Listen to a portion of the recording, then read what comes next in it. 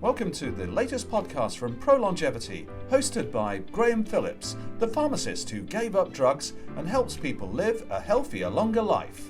In this special three-part series, we're exploring a controversial campaign for a statin-free life, led by world-renowned cardiologist Professor Aseem Malhotra.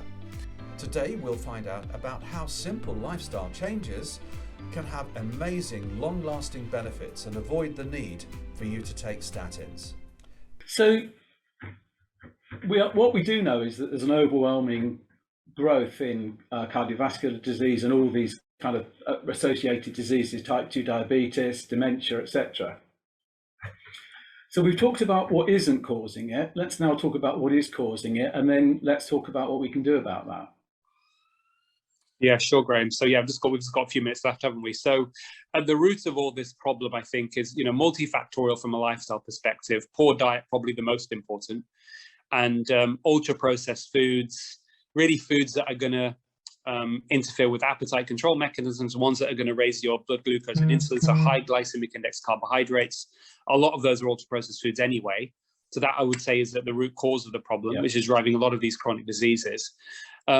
As well as other things that are important, which I mentioned in the book, is not being sedentary, but also getting enough sleep and reducing your stress levels. But these are societal problems, Graham. So we can do all things individually, but it'll only have a limited impact until you sort the environment out. Actually, if you look at the individual risk factors, control of individual risk factors, through lifestyle changes are very, very limited. In terms of long-term benefit until you sort the environment out. It's like asking a child that grows up in a sweets shop to not eat sweets, or asking a woman who's a victim of domestic abuse to just meditate.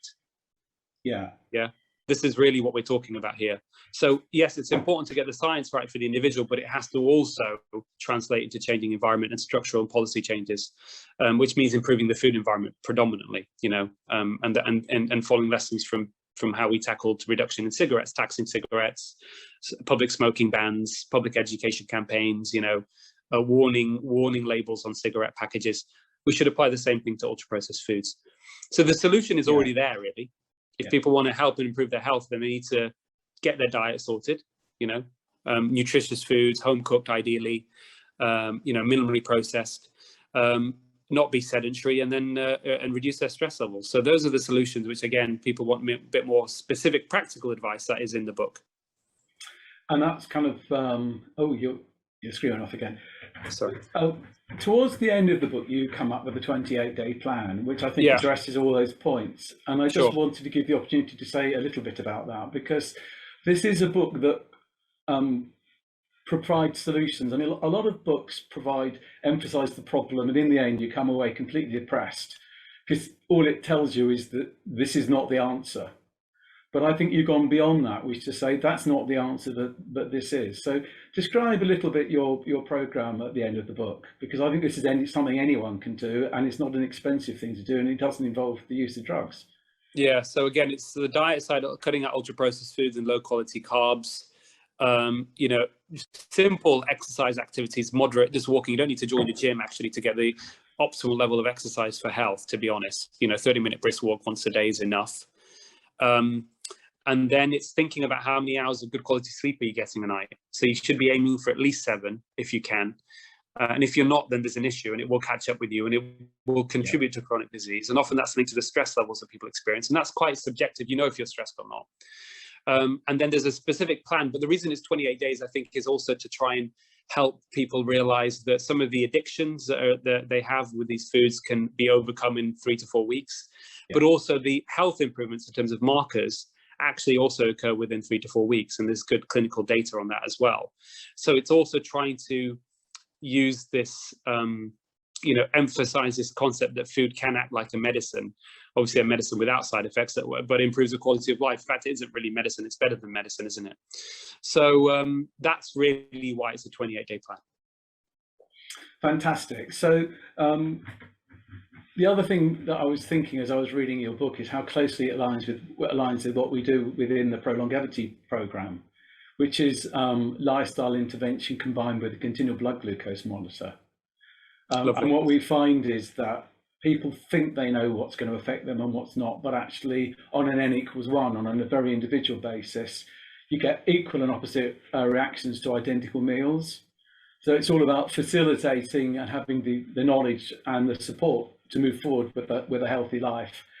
Food, as you say, exercise, sleep, all those things are much more important, and importantly, far more powerful than what we could ever do with the drugs.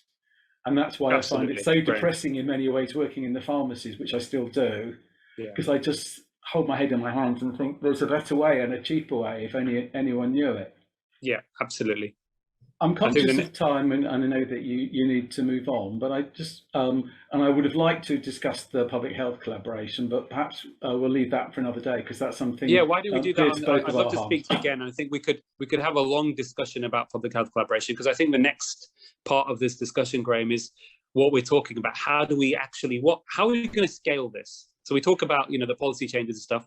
How do we actually contribute to scaling this, to making sure that everybody benefits, not just the relative minority of people that follow me or follow you, but we want to make sure that everyone benefits from this information. And what changes do we need to do?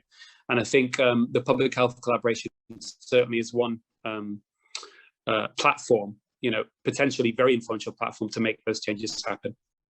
Brilliant. So that could be a sneak preview of our next podcast. It's not a secret that Aseem's just been made the honorary chairman of the Public Health Collaboration.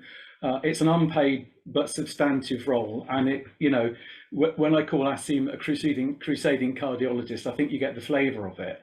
So it would be great to get you and maybe Sam back on and talk about that and try and broadcast. That would be fantastic. Yes, absolutely. That would be great. I'd love to do that, Graham.